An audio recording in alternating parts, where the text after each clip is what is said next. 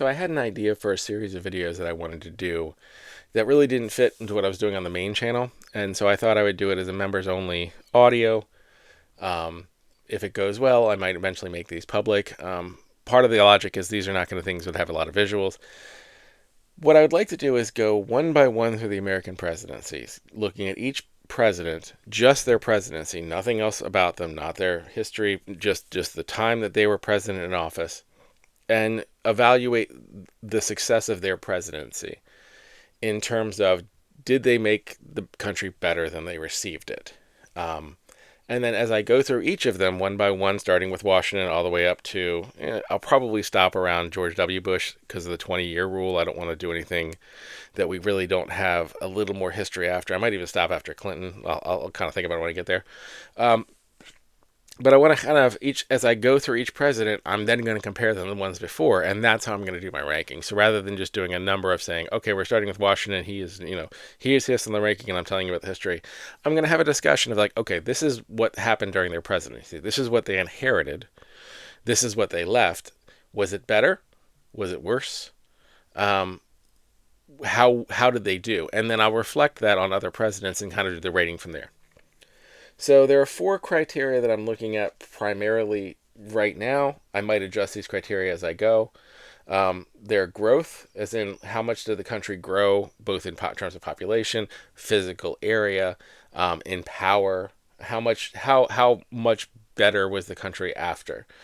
Finances. How did the president manage the finances of the country within their reason? Obviously, there's Congress, but part of being president is navigating Congress. International politics. How did they navigate international politics? And then war and security. If they had a war during their time, was it something where it was a necessary war? Was it an unnecessary war? Did they do things to cause the conflict to occur? Did they help end the conflict? What was their role in that? Again, I might add some more later, but I think that's a good starting point. So the first president is the first president, George Washington. So what did he inherit? George Washington comes in after the failure of the Articles of Confederation. He's got a brand new Constitution.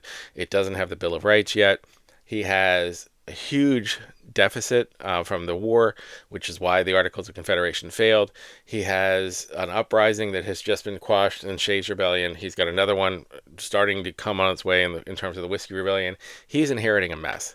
He's starting off with a country that is very poor, very disorganized, just wrote a constitution after having a failed Articles of Confederation, not a decade removed from the Revolutionary War ish, not even a decade. So like coming out of the Revolutionary War with a lot of war debt. He starts in 1789 with Europe in disarray. Well, Europe going into disarray because the French Revolution is about to start. And that was the biggest allies that America had. The ones who really supported us in the war that entire country is about to collapse and go into chaos. The British are still licking the wounds and feeling a kind of way. And this is what Washington inherits, an absolute mess. Not the worst that any president will inherit later, as we'll get to, but not a great situation. And what did he do with it? Well, let's start with in terms of growth. There were additional states added. He was able to do westward expansion to a certain degree, but at the same time, he didn't push in the way that some others did. There was certainly the Northwest conflict, which I'll get to when I get to war and security. The Northwest Territories conflict, obviously Native American complex. I'm not going to defend the occupation of land, but that was an actual war. That was actual battles and fights and war. And I think it was not, again, I want to be clear. I'm not saying that it was good or the occupation was whatever. I'm saying in relative terms with what the expectations were at the time, I think he navigated that as well as a president was going to in that time frame. So in terms of growth, I believe they added 3 states. The country grew in population and scale and size. In terms of finances, it's absolutely amazing if you think about it and take a step back, how they came in and how they came out. The entire Articles of Confederation failed in large part because there was no funding mechanism. And there was huge amounts of debt. And there was huge questions as to whether a government could be financed. And he managed to not only get tariffs passed, but to enforce the whiskey taxes, even though eventually the whiskey taxes fell off and it was one of the things. But like the assertion of government power, the assertion that no, the federal government will be taxing and doing things, and what the federal government does, it will, if the government does, it's going to happen. The Whiskey Rebellion itself, the quashing of the Whiskey Rebellion, is an amazing thing to think about. It's a scary thing to think about in terms of comparing to today, that the idea that the federal government is simply going to assemble an army and march to put down protesters right after the revolution. But in the context of the time, it was a necessary thing to happen. It was necessary to establish, the federal government is legit and we're doing this. And he personally marched that army out to western Pennsylvania and was able to quash it without really any bloodshed of significance. There was some, but like it could have been a really bloody, revolutionarily, almost a civil war kind of thing, and it wasn't. And that was impressive. The Conscription Act, very unpopular, did it anyway, got it done. It was a necessary thing to do that was not popular, but it was an outcome that needed to happen. And the Whiskey Rebellion is kind of impressive. You can debate whether or not it was right or wrong, but it is still an impressive feat. And the fact that after he did that, he still didn't go with the authoritarian route. He had established at this point, like, I can conscript an army as I wish. I have the power to do that. But then he quickly disbanded it when it wasn't necessary. He did not abuse that power, and he made clear throughout his presidency that he did not want power, and he was preventing authoritarian rule and setting that precedent. That's not normal.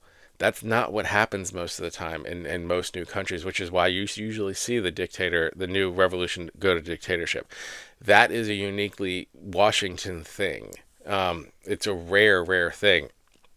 And he doesn't, and I think that's one of the things historians give him the most credit for, because when you study other cultures, the person who raised the power, usually the revolutionary leader, becomes a tyrant or becomes a dictator, or at least within a generation or two. If not the initial person, the next person will, and it usually will be accompanied by like a cleansing and purging of political opposition and that kind of stuff. And that didn't happen with Washington. Washington chided people for being part of political parties and not being on the team. But like he was very much of the mentality of we're creating a nation, we're creating a country, we're creating an ideal, and if you disagree with me, I'm not going to use or abuse my power that much. He was still a politician. I'm not going to say that all of these things are compared to the absolute worst, but given what the expectation was, I mean, you compare him to like his contemporary Napoleon. Napoleon comes to power and is Napoleon. So like, if you realize that those two people came to power almost at the exact same time, different ages, and I think that was a lot of it, is that Washington had gone through a lot in his life. He was an older man. He was ready to retire, and versus like a young, ambitious man. But it is still an amazing thing that he took that power and he didn't abuse it. And I think that's one of the reasons Washington is usually the top president, or one of the two, is just that's not what we're going to see when we're doing the other presidents later. When we're discussing people later, we're not going to see that level of willingness to concede power and to give power and distribute power. Going into international politics, again, the French Revolution broke out in the middle of his presidency. The Napoleonic Wars are breaking out. Our closest ally was France, and we stay out of it for the most part. We have some conflicts with the British, and they're taking our ships. And then later, eventually, our lack of support to the French is going to hurt us with Adams later on. But this could very easily have been us sucked into a bunch of wars. I mean, Haiti had the Haitian Revolution during that time. We very easily could have been pulled into a lot of stuff, and Washington managed to navigate a way to stay out of it without also alienating people to the point that, sometimes you try to stay out of messes and that really just gets you more entangled. He did a great job of navigating it, staying out of it, while also quietly and slowly building up a navy to help protect against piracy. And also an army after the failures in the Northwest Territory. When the largest military failure in the history of the American military happened, St. Clair's Army, I think it was 60-some% of the entire paid military force of the United States, when we had a tiny army, it was destroyed in one battle because we didn't really have a standing army, because we had this whole concept, which I'm going to go into in another video. It's coming out soon, Washington Guns. Those of you who are subscribed, hey members, you've already heard the audio on this.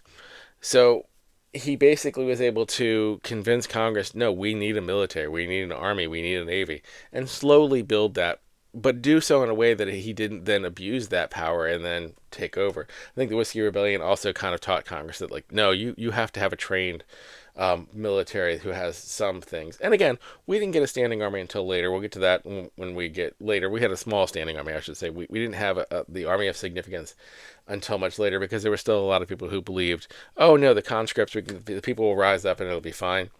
But he did set the foundations. And I think that's, again, might be cliche. Washington laying the foundations for what came after is the core to his presidency, and it was what was necessary. But you also have to give him full credit for that, because they hadn't been able to do that during the Articles of Confederation. They had failed. They had tried to set a foundation. They had not succeeded.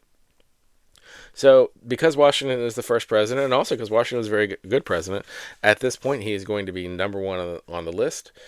So the way this is going to work is every time I do a new one of these videos, I will compare the presidents we've had before, and I will say where this next person I'm doing is on the list. So when I do John Adams tomorrow, or not tomorrow, when I do John Adams, at whatever time I do John Adams, he will then be presented, and I will say, okay, is he better or worse than Washington? And I'll put him on the chart and kind of go from there.